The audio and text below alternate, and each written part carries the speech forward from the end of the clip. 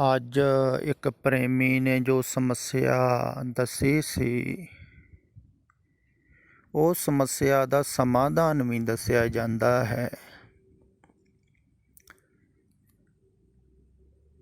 ਪਰ ਸਮਾਧਾਨ ਹੁੰਦਾ ਨਹੀਂ, ਕਿਉਂਕਿ ਜਿਸ ਕਾਰਨ ਸਮੱਸਿਆ ਪੈਦਾ ਹੋ ਰਹੀ ਹੈ ਉਹ ਕਾਰਨ ਆਦਮੀ ਛੱਡਦਾ ਨਹੀਂ।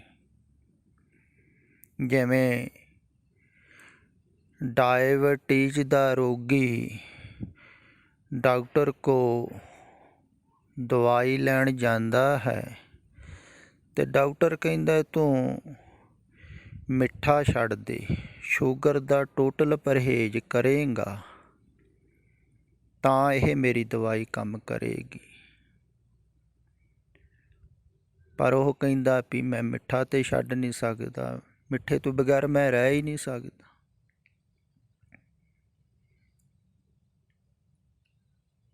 ਹੁਣ ਇਹ ਦਿਨ ਰਾਤ ਮਠਿਆਈ ਖਾਈ ਜਾਵੇਗਾ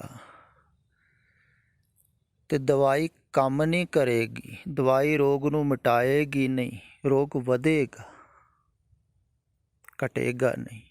ਇਵੇਂ ਹੀ ਹੋ ਰਿਹਾ ਹੈ ਸੰਸਾਰ ਦੇ ਵਿੱਚ ਵੀ। ਪਰਮ ਵੈਦ ਵੀ ਦਵਾਈ ਦਿੰਦੇ ਹਨ, ਔਸ਼ਧੀ ਦਿੰਦੇ ਹਨ ਮਨ ਦੀਆਂ ਬਿਮਾਰੀਆਂ ਵਾਸਤੇ,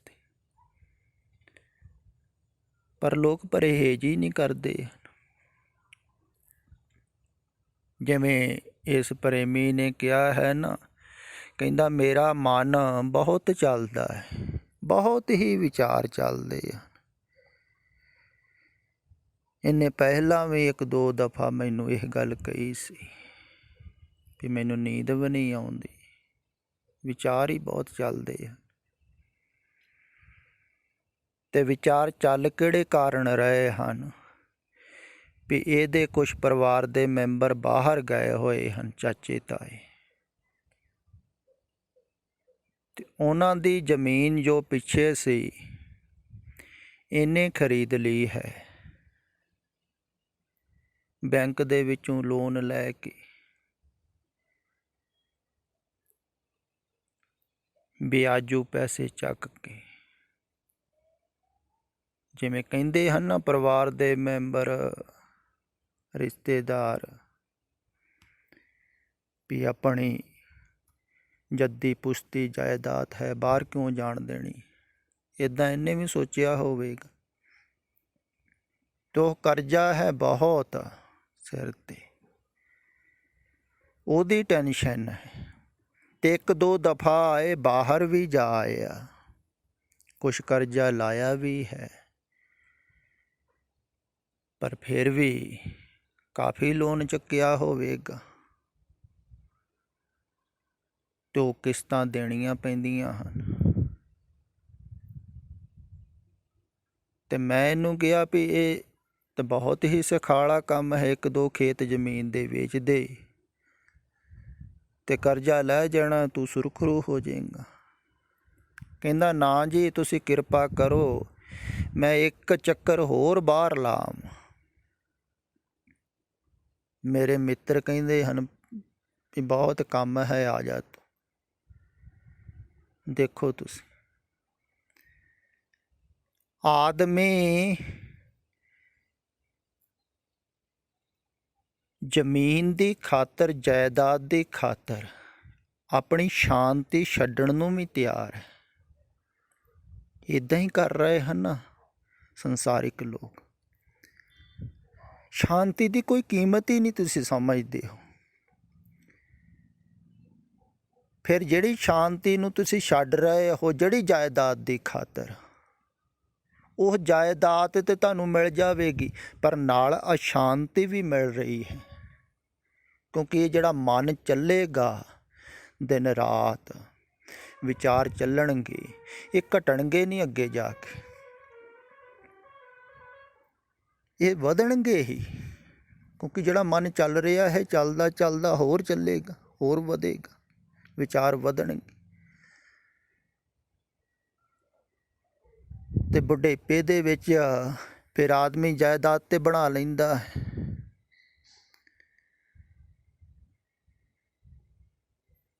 ਪਰ ਬੁਢੇਪਾ ਨਰਕ ਬਣ ਜਾਂਦਾ ਹੈ।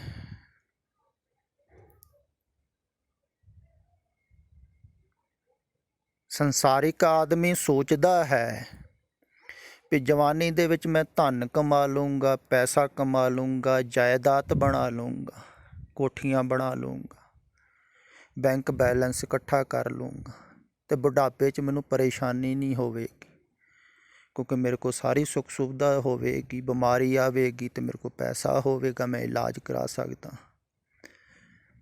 ਪਰ ਇਹ ਸਾਰਾ ਕੁਛ ਕਰਦੇ ਕਰਦੇ ਉਹ ਇੱਕ ਬਿਮਾਰੀ ਨਵੀਂ ਪੈਦਾ ਕਰ ਰਿਹਾ ਹੈ, ਉਹ ਹੈ ਮਾਨਸਿਕ ਬਿਮਾਰੀ। ਜਿਹੜਾ ਧਨ ਕਮਾਉਣ ਵਾਸਤੇ ਤੁਸੀਂ ਵਿਚਾਰ ਕਰੋਗੇ, ਦਿਨ ਰਾਤ ਸੋਚੋਗੇ, ਭੱਜੋਗੇ, ਨੱਠੋਗੇ, ਬਾਹਰ ਸੰਸਾਰ 'ਚ ਸੰਬੰਧ ਬਣਾਓਗੇ, ਦਿਨ ਰਾਤ ਸੰਸਾਰ ਬਾਰੇ ਸੋਚੋਗੇ, ਵਿਚਾਰੋਗੇ, ਉਹ ਵਿਚਾਰਧਾਰਾ ਵੀ ਵਧੇਗੀ।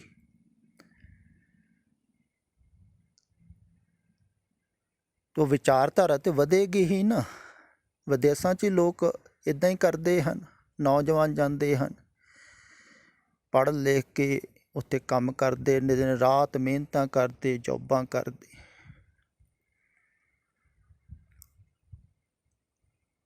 ਅਤੇ ਬਣਾ ਲੈਂਦੇ ਹਨ ਕੋਠੀਆਂ, ਘਰ ਬਣ ਜਾਂਦੇ ਹਨ ਬਹੁਤ ਵਧੀਆ।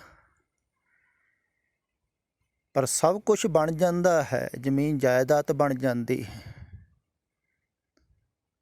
ਪਰ ਅੰਦਰ ਬੈਠ ਕੇ ਫਿਰ ਸ਼ਾਂਤੀ ਨਹੀਂ ਮਿਲਦੀ।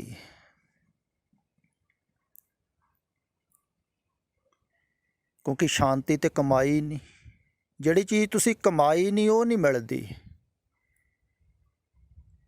ਧਨ ਦੁਆਰਾ ਸ਼ਾਂਤੀ ਨਹੀਂ ਮਿਲਦੀ, ਧਨ ਦੁਆਰਾ ਧਿਆਨ ਨਹੀਂ ਮਿਲਦਾ, ਧਨ ਦੁਆਰਾ ਧਰਮ ਨਹੀਂ ਮਿਲਦਾ, ਧਨ ਦੁਆਰਾ ਪਰਮਾਤਮਾ ਨਹੀਂ ਮਿਲਦਾ। ਧਨ ਦੁਆਰਾ ਸ਼ੂਦਰ ਚੀਜ਼ਾਂ ਮਿਲਦੀਆਂ ਹਨ, ਕਿਉਂਕਿ ਧਨ ਸ਼ੂਦਰ ਹੈ। ਇਹ ਗੱਲ ਖਿਆਲ ਵਿੱਚ ਰੱਖਣੀ ਹੈ। ਹੁਣ ਤੁਹਾਨੂੰ ਸਾਰੇ ਹੀ ਸੰਸਾਰਿਕ ਲੋਕ, ਆਲੇ ਦੁਆਲੇ ਦੇ ਜਿੰਨੇ ਵੀ ਹਨ, ਜ਼ਿਆਦਾਤਰ ਧਾਰਮਿਕ ਲੋਕ ਵੀ ਇਹੋ ਹੀ ਕਹਿੰਦੇ ਹਨ ਨਾ ਵੀ ਜਵਾਨੀ 'ਚ ਕਮਾਈ ਕਰ ਲਓ। ਜਵਾਨੀ 'ਚ ਕਮਾਈ ਕਰਨ ਵਾਸਤੇ, ਕਮਾਉਣ ਵਾਸਤੇ ਧਨ ਕਮਾਓ, ਪੈਸਾ ਕਮਾਓ, ਜਵਾਨੀ ਲਾਓ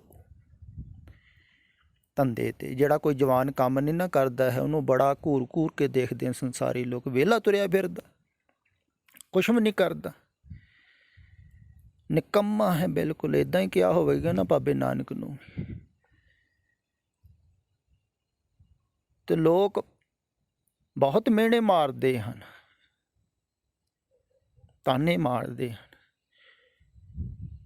ਉਹ ਤਾਂ ਚੰਗਾ ਸਮਝਦੇ ਹਨ ਜਿਹੜਾ ਕਾਰੋਬਾਰ ਕਰ ਰਿਹਾ, ਫਿਰ ਜ਼ਿਆਦਾ ਧਨ ਕਮਾ ਰਿਹਾ ਹੋਵੇ, ਕੋਠੀਆਂ ਬਣਾ ਰਿਹਾ ਹੋਵੇ, ਉਹਦੀ ਬੜੀ ਪ੍ਰਸ਼ੰਸਾ ਕਰਦੇ ਸੰਸਾਰੀ ਲੋਕ। ਖਿਆਲ ਵਿੱਚ ਰੱਖੋ, ਤੁਸੀਂ ਵੀ ਸਾਰੇ ਖਿਆਲ ਕਰਿਓ, ਆਲੇ ਦੁਆਲੇ ਤੁਸੀਂ ਵੀ ਇਹੋ ਹੀ ਖਿਆਲ ਕਰਦੇ ਹੋ ਵੀ ਜਿਹੜਾ ਬਾਹਰ ਤਰੱਕੀਆਂ ਬਹੁਤ ਕਰ ਰਿਹਾ ਹੋਵੇ, ਧਨ ਕਮਾ ਰਿਹਾ ਹੋਵੇ, ਪੈਸਾ ਕਮਾ ਰਿਹਾ, ਤੁਸੀਂ ਕਹਿੰਦੇ ਬਹੁਤ ਵਧੀਆ, ਫਲਾਣੇ ਦਾ ਬੱਚਾ ਦੇਖੋ ਕਿੰਨੀ ਤਰੱਕੀ ਕਰ ਰਿਹਾ ਹੈ। ਉਹਨੂੰ ਤੁਸੀਂ ਸ਼ਾਬਾਸ਼ ਦਿੰਦੇ ਹੋ, ਵਡਿਆਈ ਕਰਦੇ ਹੋ ਧਨ ਕਮਾਉਣ ਵਾਲੇ ਨੂੰ, ਤਾਂ ਉਹਨੂੰ ਵੀ ਸ਼ਾਬਾਸ਼ ਮਿਲਦੀ ਹੈ। ਚਾਰ ਸਵੇਰੇ ਪ੍ਰਸ਼ੰਸਾ ਹੁੰਦੀ ਹੈ, ਉਹ ਹੋਰ ਕਮਾਉਂਦਾ ਹੈ, ਹੋਰ ਜ਼ੋਰ ਲਾਉਂਦਾ। ਧਨ ਤਾਂ ਬਹੁਤ ਹੋ ਜਾਂਦਾ ਹੈ ਬੁਢਾਪੇ ਦੇ ਵਿੱਚ, ਬਹੁਤਿਆਂ ਕੋ ਹੈ, ਅਤੇ ਬੈਠ ਜਾਂਦੇ ਹਨ ਧਨ ਦੀਆਂ ਢੇਰੀਆਂ 'ਤੇ। ਕੋਠੀਆਂ ਦੇ ਵਿੱਚ ਅਸੀਂ ਬੈਠੇ ਹੋਏ ਦੇਖੇ ਹਨ, ਪਰ ਅੰਦਰੋਂ ਬਿਲਕੁਲ ਅਸ਼ਾਂਤ, ਪਰੇਸ਼ਾਨ। ਬਜ਼ੁਰਗ ਚਿੜਚਿੜੇ ਹੋ ਜਾਂਦੇ ਹਨ, ਉਹ ਦੂਸਰਿਆਂ 'ਤੇ ਬਹੁਤ ਨਾਰਾਜ਼ ਹੋਣਗੇ, ਪਰਿਵਾਰ ਦੇ ਮੈਂਬਰਾਂ 'ਤੇ, ਰਿਸ਼ਤੇਦਾਰਾਂ 'ਤੇ। ਸਾਨੂੰ ਪੁੱਛਦੇ ਨਹੀਂ, ਅਸੀਂ ਸਾਰੀ ਜ਼ਿੰਦਗੀ ਇਹਨਾਂ ਵਾਸਤੇ ਖਪਦੇ ਰਹੇ, ਮਿਹਨਤਾਂ ਕੀਤੀ, ਅਤੇ ਬਹੁਤ ਅਸ਼ਾਂਤ ਹੋ ਜਾਂਦੇ ਹਨ ਜਿਹੜੇ ਧਨ ਕਮਾਉਂਦੇ ਹਨ। ਪਰ ਧਾਰਮਿਕ ਲੋਕ ਜਿਹੜੇ ਹਨ, ਉਹ ਐਸਾ ਨਹੀਂ ਨਾ ਦੱਸਦੇ ਹਨ ਜੈਸਾ ਮੈਂ ਦੱਸ ਰਿਹਾ। ਹੁਣ ਇਸ ਨੌਜਵਾਨ ਨੂੰ ਕੋਈ ਧਾਰਮਿਕ ਵਿਅਕਤੀ ਅਗਰ ਮਿਲ ਜਾਵੇ ਤਾਂ ਇਹੋ ਵੀ ਕਹੇਗਾ ਨਾ, ਤੂੰ ਪਾਠ ਕਰਿਆ ਕਰ, ਤੂੰ ਨਾਮ ਜਪਿਆ ਕਰ, ਤੂੰ ਸਿਮਰਨ ਕਰਿਆ ਕਰ, ਤੇਰਾ ਮਨ ਸ਼ਾਂਤ ਹੋ ਜਾਊਗਾ। ਹੁਣ ਕਿਵੇਂ ਹੋਊਗਾ? ਇਹ ਕਰਦਾ ਵੀ ਹੈ ਪਾਠ, ਪਿੰਡ 'ਚ ਗੁਰਦੁਆਰਾ ਹੈ, ਉਹਦਾ ਇਹ ਪ੍ਰਧਾਨ ਵੀ ਹੈ ਅਤੇ ਪਾਠ ਪੂਜਾ ਤਾਂ ਖੂਬ ਕਰਦਾ ਹੋਵੇਗਾ, ਗੁਰਦੁਆਰੇ ਵੀ ਜਾਂਦਾ ਹੈ ਅਤੇ ਧਾਰਮਿਕ ਪਰਿਵਾਰ ਹੈ ਸਾਰਾ ਇਹਦਾ। ਅਤੇ ਧਾਰਮਿਕ ਲੋਕ ਤਾਂ ਇਉਂ ਹੀ ਕਹਿਣਗੇ ਨਾ, ਉਹ ਇਹ ਸਲਾਹ ਤਾਂ ਦੇਣਗੇ ਹੀ ਨਹੀਂ ਵੀ ਪ੍ਰੋਪਰਟੀ ਵਿੱਚੋਂ ਵੇਚ ਕੇ ਕੰਮ ਨਿਬੇੜ ਵਿੱਚ। ਫਿਰ ਇਹ ਤੂੰ ਬਣਾਉਂਦਾ ਰਹੇਗਾ ਅਤੇ ਹੋ ਸਕਦਾ ਗਾਂ ਤੇਰੇ ਨਿਆਣੇ ਵੇਚ ਦੇਣ। ਨਾਲੇ ਤੇਰੀ ਵੀ ਕਿਹੜੀ ਰਹਿ ਜਾਣੀ ਹੈ, 4 ਦਿਨ ਤੂੰ ਰਹਿਣਾ ਹੈ ਇੱਥੇ, ਫਿਰ ਦੂਸਰੇ ਦੀ ਹੋ ਜਾਣੀ। ਕਿਸੇ ਦੀ ਹੁੰਦੀ ਹੈ ਪ੍ਰੋਪਰਟੀ, ਇਹ ਜ਼ਮੀਨ ਜਾਇਦਾਦ ਕਿਸੇ ਦੀ ਬਣਦੀ ਹੈ? ਕਿੰਨੇ ਲੋਕ ਨਹੀਂ ਖੱਪ ਖੱਪ ਕੇ ਮਰ ਕੇ ਇਹਨੂੰ ਬਣਾਉਂਦੇ ਨੇ, ਇਹ ਉੱਥੇ ਦੀ ਉੱਥੇ ਹੀ। ਨਰੂ ਮਰੇ ਨਾਰ ਨਾ ਰੋਵੇ, ਉਸੋ ਰਖਵਾਰਾ ਔਰ ਹੋਵੇ। ਕਹਿੰਦੇ ਹਨ ਵੀ ਆਦਮੀ ਮਰ ਜਾਂਦਾ ਹੈ, ਜਾਇਦਾਦ ਥੋੜ੍ਹੀ ਰੋਂਦੀ ਹੈ, ਮੇਰਾ ਖਸਮ ਮਰ ਗਿਆ। ਆ ਤੁਹਾਡੀਆਂ ਕੋਠੀਆਂ ਥੋੜ੍ਹੀ ਰੋਣਗੀਆਂ, ਸਾਡਾ ਮਾਲਕ ਮਰ ਗਿਆ, ਕਿਉਂਕਿ ਇਹਨਾਂ ਦਾ ਮਾਲਕ ਤੇ ਪਿੱਛੇ ਖੜਾ ਹੈ। ਉਹ ਤਾਂ ਸਗੋਂ ਕਹਿੰਦਾ ਹੈ ਛੇਤੀ ਜਾਓ ਤੁਸੀਂ, ਅਸੀਂ ਮਾਲਕ ਬਣੀ। ਉਹ ਤਾਂ ਤਿਆਰ ਹਨ ਮਾਲਕ ਬਣਨ, ਤਾਂ ਜਦੋਂ ਮਾਲਕ ਬਣ ਗਏ ਤਾਂ ਉਹ ਆਪਣੇ ਢੰਗ ਨਾਲ ਚੱਲਣਗੇ। ਤਾਂ ਹੋ ਸਕਦਾ ਵੇਚ ਕੇ ਉਹ ਰਾਹੇ ਪੈਣ। ਅਤੇ ਕਈ ਸਾਰੀ ਜ਼ਿੰਦਗੀ ਖੱਪ ਖੱਪ ਕੇ ਮਰ ਜਾਂਦੇ ਹਾਂ ਪ੍ਰੋਪਰਟੀਆਂ ਬਣਾਉਂਦੇ, ਅਤੇ ਪ੍ਰੋਪਰਟੀਆਂ ਤਾਂ ਬਣ ਜਾਂਦੀਆਂ ਹਨ, ਪਰ ਜਿਹੜੀ ਅਸ਼ਾਂਤੀ ਹੈ ਉਹ ਵੀ ਕਮਾ ਲੈਂਦੇ ਹਨ। ਧਨ ਦੇ ਨਾਲ ਨਾਲ ਅਸ਼ਾਂਤੀ ਵੀ ਕਮਾਈ ਜਾਂਦੀ ਹੈ, ਅਤੇ ਉਹ ਅਸ਼ਾਂਤੀ ਜਿਹੜੀ ਹੈ ਉਹ ਫਿਰ ਸੁੱਖ ਨਹੀਂ ਦਿੰਦੀ ਹੈ ਬੁਢੇਪੇ ਦੇ ਵਿੱਚ। ਬੁਢੇਪੇ 'ਚ ਸੁੱਖ ਮਿਲਦਾ ਹੈ ਸ਼ਾਂਤੀ ਤੋਂ। ਹੁਣ ਦੂਸਰੀ ਗੱਲ ਖਿਆਲ ਵਿੱਚ ਰੱਖੋ, ਸੰਸਾਰਿਕ ਲੋਕ ਕਹਿੰਦੇ ਹਨ ਵੀ ਜਵਾਨੀ 'ਚ ਧਨ ਕਮਾਓ, ਖੂਬ ਧਨ ਕਮਾਓ, ਤੁਸੀਂ ਬੁਢਾਪੇ 'ਚ ਸੁਖੀ ਰਹੋਗੇ, ਕਿਉਂਕਿ ਤੁਹਾਡੇ ਕੋਲ ਧਨ ਹੋਵੇਗਾ, ਪੈਸਾ ਹੋਵੇਗਾ, ਐਸ਼ ਕਰੋਗੇ। ਪਰ ਜਿਹੜੇ ਜਾਣਦੇ ਹਨ ਉਹ ਕਹਿੰਦੇ ਹਨ ਜਵਾਨੀ 'ਚ ਤੁਸੀਂ ਧਰਮ ਕਮਾਓ, ਧਿਆਨ ਕਮਾ ਲਓ ਤੁਸੀਂ ਜਵਾਨੀ 'ਚ, ਤੁਹਾਡਾ ਬੁਢਾਪਾ ਆਨੰਦਮਈ ਹੋ ਜਾਵੇਗਾ।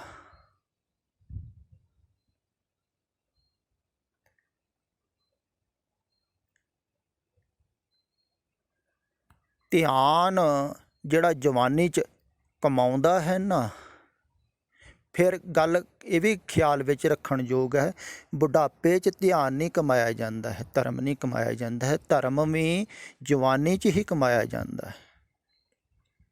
ਭਵ ਸਾਗਰ ਕੋ ਤਰਨ ਅਵਸਥਾ, ਜਵਾਨੀ ਦੀ ਅਵਸਥਾ ਹੈ।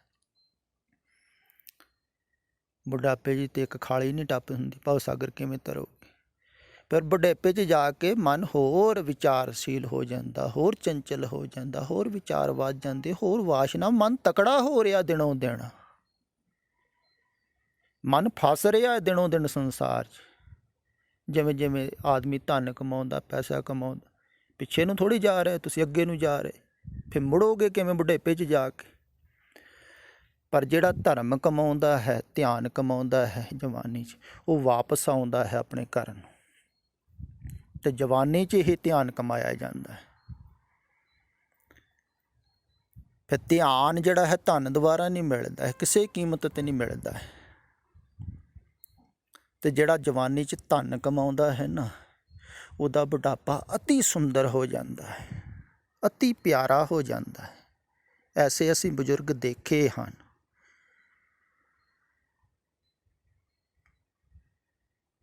ਵੀ ਜਿਹੜੇ ਬਿਲਕੁਲ ਨਿਸ਼ਚਿੰਤ ਬੈਠੇ ਹੋਏ ਹਨ, ਉਹਨਾਂ ਕੋਲ ਕੁਛ ਵੀ ਨਹੀਂ ਹੋਵੇ, ਖਿਆਲ ਵਿੱਚ ਰੱਖਣਾ ਹੈ। ਇੱਕ ਉਹ ਹਨ ਜਿਨ੍ਹਾਂ ਨੇ ਬਹੁਤ ਧਨ ਪੈਸਾ ਪ੍ਰੋਪਰਟੀ ਕਮਾਈ ਹੋਈ ਹੈ, ਕੋਠੀਆਂ 'ਚ ਮਹਿਲਾਂ 'ਚ ਬੈਠੇ ਹੋਏ ਹਨ, ਅਤੇ ਉਹਨਾਂ ਦੇ ਅੰਦਰ ਅਸ਼ਾਂਤੀ, ਬੇਚੈਨੀ, ਨਰਕ ਬਣਿਆ ਹੋਇਆ ਹੈ। ਕਿਉਂਕਿ ਮਨ ਜਿਹੜਾ ਅਸ਼ਾਂਤ ਹੈ ਉਹ ਨਰਕ ਹੀ ਹੈ। ਮਨ ਬਿਮਾਰ ਹੋ ਗਿਆ, ਅਤੇ ਜਿਹਦੇ ਅੰਦਰ ਬਿਮਾਰੀ ਹੋਵੇ ਤਾਂ ਉਹਦੀ ਅਵਸਥਾ ਕੈਸੀ ਹੁੰਦੀ ਹੈ ਤੁਸੀਂ ਸਮਝ ਸਕਦੇ ਹੋ। ਪਰ ਦੂਸਰਾ ਉਹ ਬਜ਼ੁਰਗ ਹੈ ਜਿਹਨੇ ਧਿਆਨ ਕਮਾਇਆ ਹੈ ਜਵਾਨੀ 'ਚ। ਤੇ ਤੁਸੀਂ ਸੋਚਦੇ ਹੋ ਨਾ ਵੀ ਬੁਢਾਪੇ 'ਚ ਧਨ ਕੰਮ ਆਉਂਦਾ ਹੈ, ਧਨ ਕੰਮ ਨਹੀਂ ਆਉਂਦਾ ਹੈ। ਧਨ ਦੇ ਤੇ ਅੰਬਾਰ ਲੱਗੇ ਹੋਏ, ਤੇ ਕੋਈ ਸ਼ਾਂਤੀ ਥੋੜ੍ਹੀ ਦਿੰਦਾ ਹੈ ਧਨ। ਧਨ ਦੁਆਰਾ ਤੁਸੀਂ ਸ਼ਾਂਤੀ ਥੋੜ੍ਹੀ ਖਰੀਦ ਸਕਦੇ ਹੋ, ਧਿਆਨ ਥੋੜ੍ਹੀ ਖਰੀਦ ਸਕਦੇ ਹੋ। ਪਰ ਜਿਹਨੇ ਧਿਆਨ ਕਮਾਇਆ ਹੈ ਨਾ, ਉਹ ਜਦੋਂ ਬੁਢਾਪੇ 'ਚ ਜਾਂਦਾ ਹੈ ਨਾ, ਉਹਦੀ ਬਹੁਤ ਸੇਵਾ ਕਰਨ ਵਾਲੇ ਹੁੰਦੇ ਆ। ਭਾਵੇਂ ਉਹਦੇ ਕੋਲ ਕੁਛ ਵੀ ਨਾ ਹੋਵੇ, ਟੁੱਟੀ ਹੋਈ ਝੌਂਪੜੀ 'ਚ ਬੈਠਾ ਹੋਵੇ, ਤਾਂ ਵੀ ਉਹ ਨਿਸ਼ਚਿੰਤ ਹੁੰਦਾ ਹੈ। ਪ੍ਰਭੂ ਦੇ ਪਿਆਰੇ, ਕੋਈ ਘਾਟਾ ਨਹੀਂ ਰਹਿੰਦਾ। ਉਹਦਾ ਜੀਵਨ ਜਿਹੜਾ ਹੈ ਨਾ, ਬਹੁਤ ਹੀ ਪਿਆਰਾ ਹੋ ਜਾਂਦਾ। ਦਰਅਸਲ ਨਾ ਬੁਢਾਪੇ ਦੇ ਵਿੱਚ ਅਸਲੀ ਆਨੰਦ ਜਿਹੜਾ ਹੈ ਨਾ, ਹੁਣ ਤੁਸੀਂ ਇਉਂ ਸੋਚਦੇ ਹੋ ਨਾ ਵੀ ਬਚਪਨ ਦੇ ਵਿੱਚ ਬਹੁਤ ਸੁੱਖ ਹੈ, ਬਹੁਤ ਸੁੱਖ ਹੈ ਵੀ, ਪਰ ਬਚਪਨ ਦੇ ਵਿੱਚ ਜਿਹੜਾ ਸੁੱਖ ਹੈ ਨਾ, ਉਹਦਾ ਗਿਆਨ ਨਹੀਂ ਹੈ। ਬੱਚਾ ਅਬੋਧ ਹੈ, ਉਹ ਜਿਹੜਾ ਸੁੱਖ ਲੈਂਦਾ ਹੈ ਨਾ, ਉਹਦਾ ਉਹਨੂੰ ਗਿਆਨ ਨਹੀਂ, ਅਬੋਧ ਹੈ। ਇਸ ਕਰਕੇ ਉਹ ਸੁੱਖ ਨੂੰ ਗਵਾ ਲੈਂਦਾ ਹੈ। ਪਰ ਬੁਢਾਪੇ ਦੇ ਵਿੱਚ ਪੂਰਨ ਬੋਧ ਵੀ ਹੁੰਦਾ ਹੈ, ਤੇ ਉਹ ਸੁੱਖ ਵੀ ਹੁੰਦਾ ਹੈ। ਉਹ ਫਿਰ ਛੋਟੇ ਬੱਚੇ ਵਰਗਾ ਹੋ ਜਾਂਦਾ ਹੈ, ਪੂਰਨ ਸੰਤੁਸ਼ਟ ਅਤੇ ਤ੍ਰਿਪਤ। ਉਹਦੇ ਸੁੱਖ ਦੀ ਤੁਸੀਂ ਕਾਮਨਾ, ਉਹਦੇ ਸੁੱਖ ਦੀ ਤੁਸੀਂ ਕਲਪਨਾ ਵੀ ਨਹੀਂ ਕਰ ਸਕਦੇ। ਬੁਢਾਪੇ 'ਚ ਜਾ ਕੇ ਫਿਰ ਉਹ ਬੱਚਾ ਬਣ ਜਾਂਦਾ ਹੈ। ਜਿਵੇਂ ਕਿਹਾ ਹੈ ਨਾ ਨਾਮਦੇਵ ਨੇ, ਸੁਖ ਪਾਇਓ ਬਾਲ ਬੁੱਧ। ਫਿਰ ਉਹ ਬਾਲਕਾਂ ਵਾਲੀ ਬੁੱਧੀ ਵਾਲਾ ਹੋ ਜਾਂਦਾ ਹੈ। ਜਿਵੇਂ ਵਰਤੁਲ ਹੈ ਨਾ, ਚੱਕਰ ਘੁੰਮ ਕੇ ਫਿਰ ਉੱਥੇ ਆ ਗਏ, ਘੁੰਮਿਆ ਚੱਕਰ, ਫਿਰ ਉਹ ਬਾਲਕ ਹੋ ਗਿਆ। ਪਰ ਉਹ ਹੋਰ ਲੈਵਲ 'ਤੇ ਜਾ ਕੇ ਬਾਲਕ ਹੋ ਗਏ। ਇਹ ਬਾਲਕ ਹੇਠਲੇ ਲੈਵਲ 'ਤੇ, ਉਹ ਉੱਪਰਲੇ